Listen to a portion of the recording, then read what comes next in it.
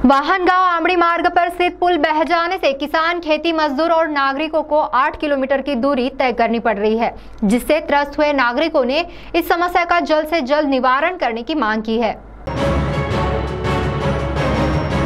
प्रधानमंत्री सड़क योजना अंतर्गत तहसील के वाहनगांव ग्राम पंचायत क्षेत्र के खुरसापार आमड़ी मार्ग का काम 1 वर्ष पहले मंजूर किया गया, लेकिन ठेकेदार ने इन बरसात के समय काम को शुरुआत की और गुरुवार रात परिसर में हुई जोरदार बरसात के कारण मार्ग पर स्थित पुल बह गया, जिससे खरीफ मौसम में खेती के काम के लिए किसान, खेती मजदूर साथ ही इस मार्ग से जाने वाले नागरिकों को 8 किलोमीटर दूरी का रास्ता तय कर जाना पड़ रहा है।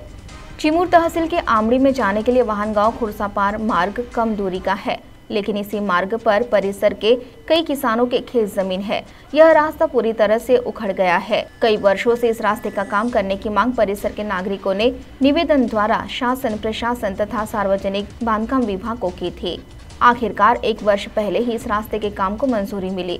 उसी तरह निविदा निकालकर ठेका दिया गया, लेकिन ठेकेदार ने काम को शुरुआत एन बरसात के समय में की और कछुआ गति से हो रहे इस रास्ते पर पुलिया का निर्माण कार्य अब शुरू है, जिससे पर्यायी पुल से राहदारी शुरू थी और रात हुई बरसात के कारण यह पर्यायी पुल भी बह गया। खरीफ मौसम में खेत के काम की तैयारियां अब शुरू है। सही समय पर खेती के काम होना जरूरी है, लेकिन ठेकेदार की गैर जिम्मेदारी से वाहनगांव खुरसापुर का पुल बह जाने से किसान, खेती मजदूर और नागरिकों को बड़ी समस्या का सामना करना पड़ रहा है। खेती के हथियार, खाद बह जाने के लिए साथ ही खेती मजदूरों को खेती पर जाने की समस्या भी निर्माण हुई है। खेती के काम में रुकावट न पड़े, इसलिए 8 किलोमीटर की दूरी तय कर हतबल हुआ किसान और खेती मजदूरों को बांध पर जाना पड़ रहा है, जिसे सार्वजनिक बांधकाम विभाग तथा ठेकेदार इन पर किसान, खेती मजदूर और नागरिक रोष जता रहे हैं, जिससे जल्द ही इस पुल का निर्माण कार्य करे, ऐसी मांग नागरिक कर रहे हैं।